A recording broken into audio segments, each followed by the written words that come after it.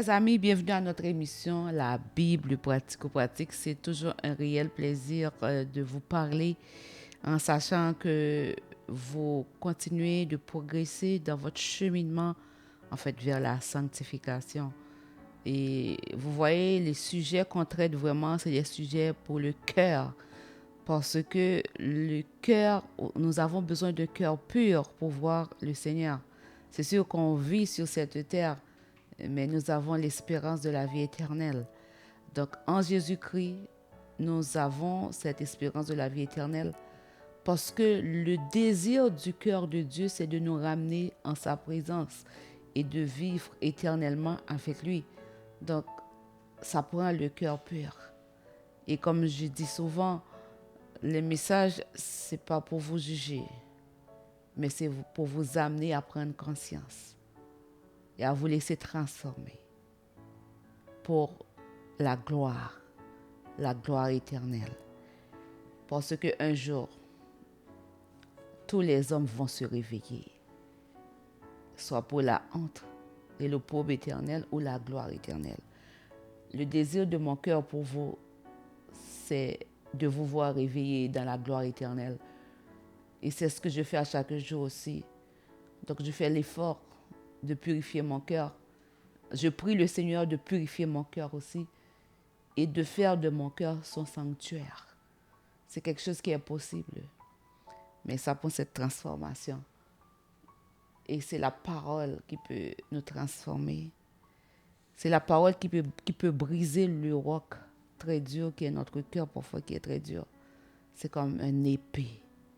C'est pas une épée pour faire mal, mais une épée pour fendre ce cœur et amener l'amour dans ce cœur, amener le pardon dans ce cœur, amener le bien dans ce cœur, amener la joie dans ce cœur. Amen. Aujourd'hui, le titre du message, dans les chaussures de l'autre. Et c'est un texte que j'ai déjà lu, mais on va le voir sous un autre aspect. C'est dans Luc 6, versets 37 et 38. Ne jugez point et vous ne serez point jugés. Ne condamnez point et vous ne serez point condamnés. Absolvez et vous serez absous. Donnez et il vous sera donné. On versera dans votre sein une mesure serrée, secouée et qui déborde, car on vous mesurera avec la mesure dont vous avez servi. Vous serez servi. Donc, pourquoi je viens avec cette portion de l'Écriture?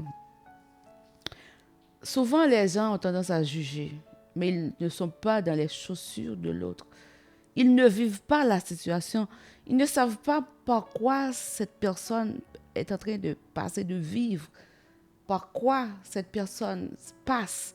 Mais on est derrière pour observer et apporter un jugement. Et je vais par exemple vous parler, quelqu'un qui n'est pas encore marié va critiquer le mariage d'un couple. Mais mon ami, tu n'es pas encore marié, tu ne connais même pas les défis dans le mariage. Tu es vraiment mal placé pour juger. Tu n'as pas encore d'enfants, mais tu juges les gens qui ont des enfants, qui éprouvent la difficulté avec des enfants. Tu vas juger, mais tu ne sais même pas de quoi tu parles. Ou bien, tu es marié, mais tu juges quelqu'un qui est célibataire. Tu ne sais pas pourquoi cette personne est célibataire. Tu ne connais pas la souffrance de cette personne. Je prends quelques exemples comme ça. Ou bien quelqu'un qui est marié, qui n'a pas encore d'enfant. Tu ne sais pas la souffrance de cette personne, mais tu la juges. Parce que tu n'es pas à sa place. Parce que tu ne connais pas ses défis. Ne jugez pas et vous ne serez point jugés. Je me rappelle, à un moment donné, dans notre couple, ça fait peut-être 16 ans de cela, mon mari allait demander conseil à une amie Mais cette personne n'était pas mariée. Son premier réflexe, c'était de dire à mon mari, si ça ne fonctionne pas, pourquoi tu quittes pas? Mais cette personne, c'était le conseil qu'elle pouvait donner parce que c'était une personne seule.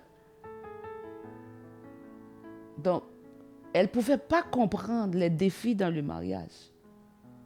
Elle ne pouvait pas comprendre. Moi, je n'ai rien contre cette personne. Mais c'est de voir comment ça peut être facile. Comment ça peut être facile de juger quand on ne vit pas la situation de l'autre. Une femme qui n'a pas d'enfant, qui est mariée, ce n'est pas le moment de la juger. Si tu l'aimes vraiment comme dit la parole, aime ton prochain comme toi-même. Si ta situation t'interpelle, au lieu de la juger, commence par intercéder pour elle. Et puis rien ne te dit que Dieu ne va pas agir envers elle un peu plus tard dans sa vie, comme il avait fait pour Sarah, comme il avait fait pour Anne. Tu ne sais pas. Cette personne qui est célibataire, peut-être que Dieu l'a mis de côté pour le service. Mais tu ne sais pas. Mais si tu ne sais pas, au lieu de commencer de la juger, commence par intercéder pour cette personne. Dans le jugement, parfois on dit qu'on est jugé. Le jugement, c'est quand on parle de la personne, mais on ne l'aide pas. On parle dans son dos, on critique sa situation, on juge sa situation, mais on ne l'aide pas. C'est ça qui est méchant.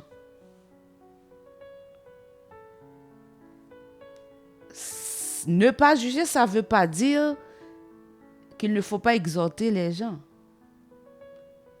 Si je vois quelqu'un qui est en train de faire quelque chose de mal et je ne dis rien parce que je ne veux pas juger cette personne, ça, ce n'est pas bon non plus. Parce qu'on doit veiller les uns sur les autres. Parce que normalement, le but de tout être humain, c'est de vivre éternellement. Ça devrait être le cas. Et c'est la volonté de Dieu. Mais le péché a amené la mort. Et si je vois quelqu'un qui vit dans le péché, je ne dis rien à cette personne, bien entendu. Mais je dis des choses de cette personne à quelqu'un d'autre. Là, je suis en train de juger la personne. Je ne suis pas en train de l'aider. Mais par contre, si j'appelle cette personne, j'ai dit, la situation dans laquelle tu te trouves, ce n'est pas la bonne situation. Cette situation va te conduire en enfer. Ça, c'est l'amour. Peut-être que cette personne ne va pas être contente.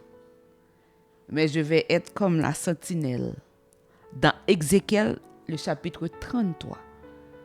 Si ça vous intéresse, je vous encourage à lire cette portion de l'Écriture. Quand je vois quelqu'un qui mène une vie qui va le conduire à la mort, et je suis consciente, je vois cette personne, je côtoie cette personne. Si je ne dis rien, je suis responsable de la vie de cette personne. Ça, c'est la différence. Ça, c'est la différence entre le jugement et l'amour du prochain. Comme je dis, le jugement, c'est quand je parle mal de cette personne. Mais je n'ai pas le courage de dire à cette personne, mon ami, ta situation, ce n'est pas la bonne. Tu peux changer de comportement. Et c'est à ce moment, je juge. Et si j'agis comme ça, quelqu'un aussi va me juger. Mais si j'agis par l'amour, cette âme, cette vie va être sauvée. Mais je vais faire la volonté de mon Dieu. Beaucoup de fois, quand on dit la vérité à certaines personnes, ces gens réagissent comme si on les juge. Mon ami, sur cette terre, bien sûr, la vie est courte. Tu dois avoir un plan éternel. Un plan de vie éternelle. Il y a un grand jugement qui va venir. Si tu ne fais que juger les gens, sache que toi aussi tu vas être jugé. Mais si tu exhortes les gens dans l'amour pour leur dire que ta condition, ça va t'emmener en enfer. En fait, c'est le péché. Parce que le salaire du péché, c'est la mort. À ce moment, je vais être un témoin de Jésus qui encourage les gens, qui attire les gens vers la vie et non vers la mort. Donnez et il vous sera donné. Qu'est-ce que tu donnes? Donnez, il vous sera donné. Parfois, on dit on aime une personne et on s'attend à ce que cette personne nous aime en retour. Ça peut ne pas être le cas. Donnez. Quand tu donnes, tu recevras un jour. Sûrement pas de cette personne. L'essentiel, c'est que tu as donné. En fait, c'est une loi naturelle. Quand tu donnes, tu reçois. Si tu fais du bien, tu récolteras du bien. Et si tu fais le mal, tu récolteras le mal. Le jugement, en fait, c'est quand je n'ai pas le courage de dire à la personne, mon ami, n'emprunte pas à ce chemin, car ce chemin te conduira à la mort éternelle. C'est quand j'ai le courage de dire, prends le chemin de la repentance et gagne sur le péché et tu auras la vie éternelle. À ce moment, ce n'est pas le jugement, c'est l'amour. Peut-être que la personne ne va pas recevoir l'amour, mais tu l'auras manifesté. Il y a quelqu'un qui prendra note et tu recevras ce que tu dois recevoir, ta récompense. Parce que tu as fait la volonté du Père. Tu as touché un cœur, tu as parlé à quelqu'un. Tu as été un bon samaritain. En fait, cette personne qui prend l'autre chemin, qui va la conduire à la mort, quand tu lui dis, mon ami, change de direction. En fait, tu agis comme un bon samaritain, une bonne samaritaine. Parfois, tu peux recevoir des claques parce que tu dis la vérité. Mais si tu aimes Jésus, tu vas continuer à aimer. Tu vas continuer à marcher dans l'amour. Parce qu'il a subi autant pour toi aussi, qui est sauvé aujourd'hui et qui peut dire à quelqu'un d'autre, sors des ténèbres et viens à la lumière. Dans les chaussures de l'autre, ce n'est pas quand tu juges la personne dans son dos, sans lui amener du réconfort, sans lui dire quoi faire, sans venir à son secours. Si tu fais comme ça c'est vraiment le jugement. Mais être dans les chaussures de l'autre, c'est quand tu vas éprouver de la compassion et de l'amour. Et c'est quand tu vas dire la vérité à cette personne. Cette vérité qui va la libérer, qui va la sortir de sa situation. Être dans les chaussures de l'autre, c'est être capable de comprendre la situation de l'autre. C'est être capable d'avoir de la compassion. C'est être capable aussi, si tu ne peux pas lui parler, d'intercéder pour cette personne. C'est ça l'amour. Être dans les chaussures de l'autre, c'est de te mettre à sa place et de la comprendre ou de le comprendre et non de le juger ni de la juger. Mon ami, Si tu jugeais,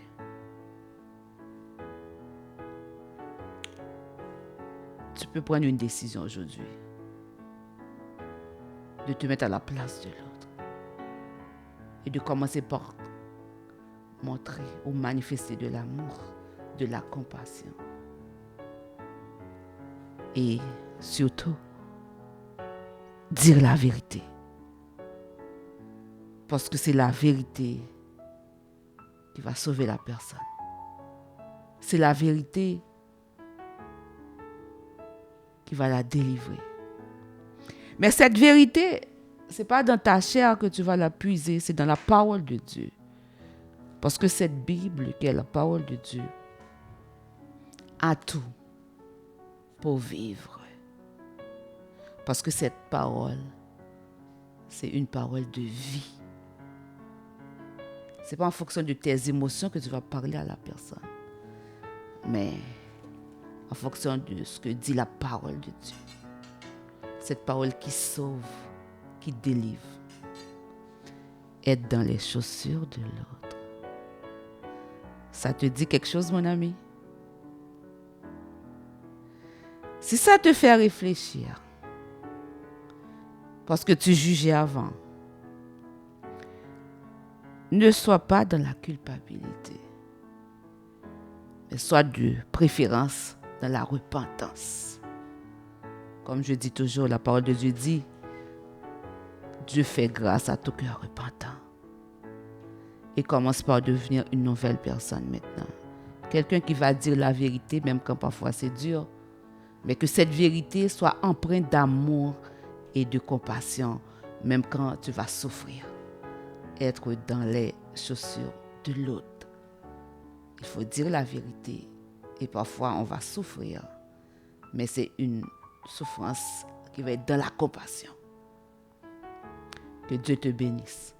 À la prochaine.